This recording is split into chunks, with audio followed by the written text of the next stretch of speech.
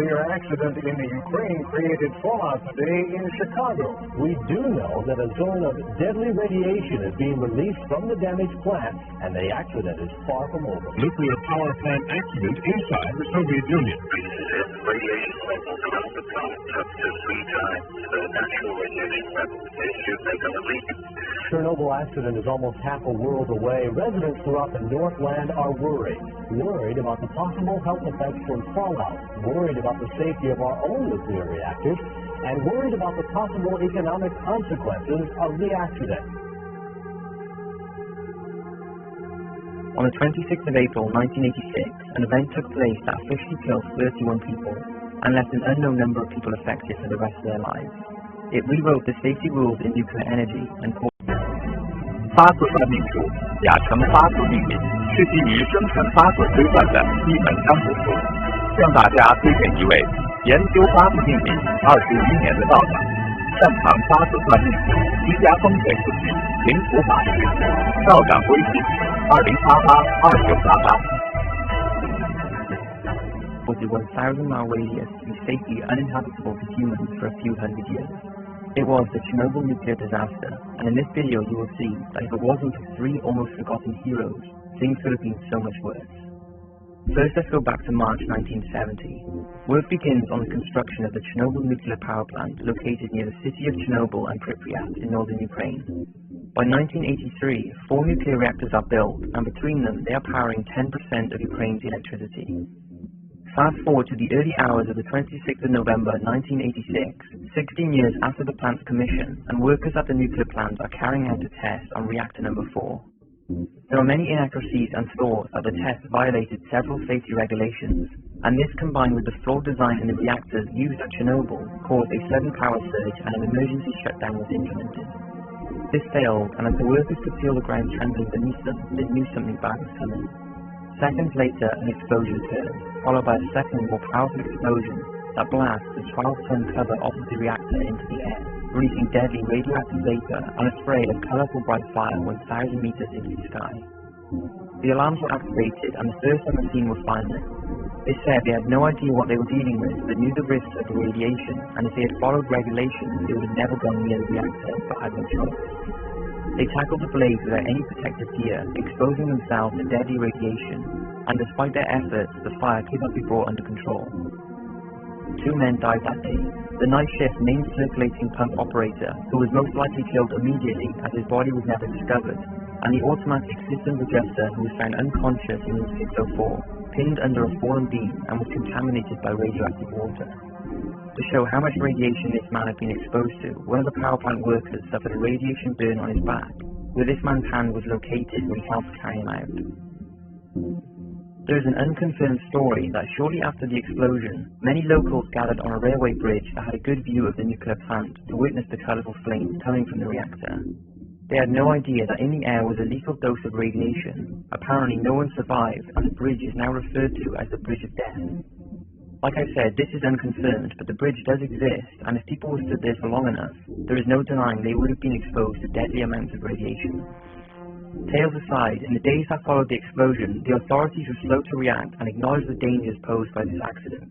They were in fact in denial that any radiation was leaking out, and told higher class officials who were ringing and wondering what had happened that everything was under control and that the radiation levels were maxing out on their meters, but the maxed out limit that these meters were capable of showing was nothing worth evacuating the area for. Of course, in reality, the level of radiation in the area was above and beyond anything their meters could read, and radiation levels were astronomically high. In the nearby town of Pripyat, the people were told that it was a fire at the power plant and that they had nothing to worry about, so life carried on as normal. Children went to school and residents went to work, completely oblivious to the invisible lethal radiation they were being exposed to. The levels were 15,000 times higher than usual and rising. It took 30 hours before the Pripyat residents were ordered to evacuate. An 18-mile area around the power plant was closed, and residents were given 2 hours' notice to gather their belongings and get out. They were told they'd be returning in a few days, but this never happened. Around 43,000 people who once called Pripyat their home were now known as the first atomic refugees, a title they never imagined being given. The only people left in the area was one old man who refused to evacuate and was found dead in his home just a few weeks later, and the military and scientific delegates who were tasked with getting the still-burning reactor under control. They were living unprotected in a local hotel, seemingly unaware of the dangers posed to them from the extremely high levels of radiation.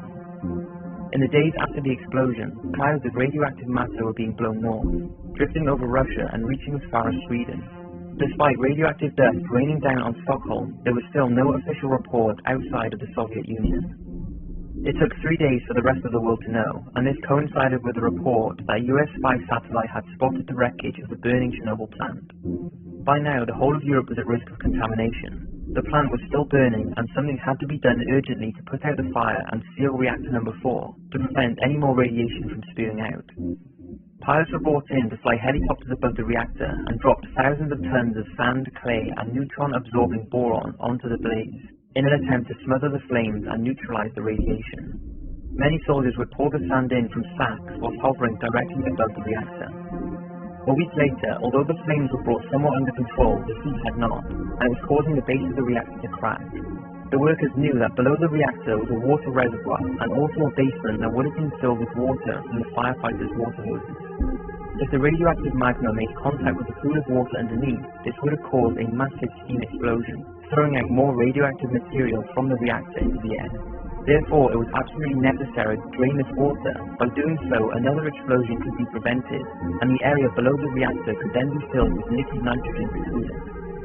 3 plant workers who knew where the valves were that would allow the water to drain volunteered to go down there. These brave men went underneath with what turned out to be a faulty lamp to locate the valves in complete darkness and swam through highly radioactive water. They opened the valves and returned back, but sadly all died shortly after from the radiation, something they knew would happen as a result of their heroic feat.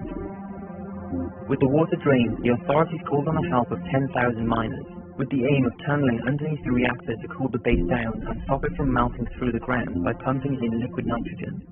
There is some doubt as to whether this operation was completed, because I have found conflicting reports, but eventually it seems the liquid nitrogen was stopped and the area beneath the reactor was filled with concrete. Whatever happened, those 3 men prevented another explosion, and if they hadn't have, you probably wouldn't be listening to me right now, as the explosion would have been so catastrophic it would have put the whole of Europe at risk. With the area somewhat under control and the threat of another explosion eliminated, workers set about sealing up the reactor in order to minimize the spread of radiation. A massive structure was designed, and it became known as Project Sarcophagus. It covered the exploded reactor and was completed by December 1986, 8 months after the disaster. There is thought to be around 800,000 people who risked their lives in 1986 in an attempt to contain and clean up the Chernobyl disaster site. Many of these heroic people received medals for their work, and 28 died as a result of acute radiation sickness in the weeks after initial exposure. With this, the long-term effects of the millions of other people exposed is unclear, and there is no definitive figure on how many people now suffer long-term health problems, have died prematurely, or how many people have given birth to defective children. But it's thought thousands of extra cancer deaths have been directly caused by the accident, although officials are still reluctant to associate these deaths to the Chernobyl disaster. The effects of the disaster are still very real to this day. The exclusion zone covers an area of 1,000 miles around the power plant, and although many live in this area at their own risk, mainly workers, Pripyat and many other areas close to the reactor are ghost towns. Nobody ever returned to live there, and the haunted images show how lives must have been shattered that day. One astonishing thing about the area surrounding the Chernobyl plant, though, is the abundant wildlife. Despite the area still being contaminated, many animals who were disappearing from the area around the power plant prior to the accident have thrived, and studies have shown that deer, elk, wolves, and wild boar seem relatively unaffected by the contaminated land. These findings contradict original thoughts that the disaster would have a detrimental and devastating effect on the local wildlife, creating deformed, alien-like radioactive creatures, but they all seem to be living happily in the environment, although some animals have had a rise in deformities and the invertebrate population has decreased, but nowhere near like experts had predicted. The Chernobyl disaster initially took the lives of 2 workers, followed by 29 people later from radiation-related deaths, and 4 men from a helicopter that crashed trying to contain the fire at the plant. In total, the Chernobyl accident cost the Soviet Union the equivalent of £200 billion and drove millions from their homes, making it the biggest nuclear disaster in history, and we can all only hope that it will stay that way forever. I never really knew the full extent of this disaster or heavily researched it, and I realized how devastating it must have been for those involved. I hope I have shone some light on the build-up, the events, and the aftermath, and also those 3 men who prevented something much worse from taking place.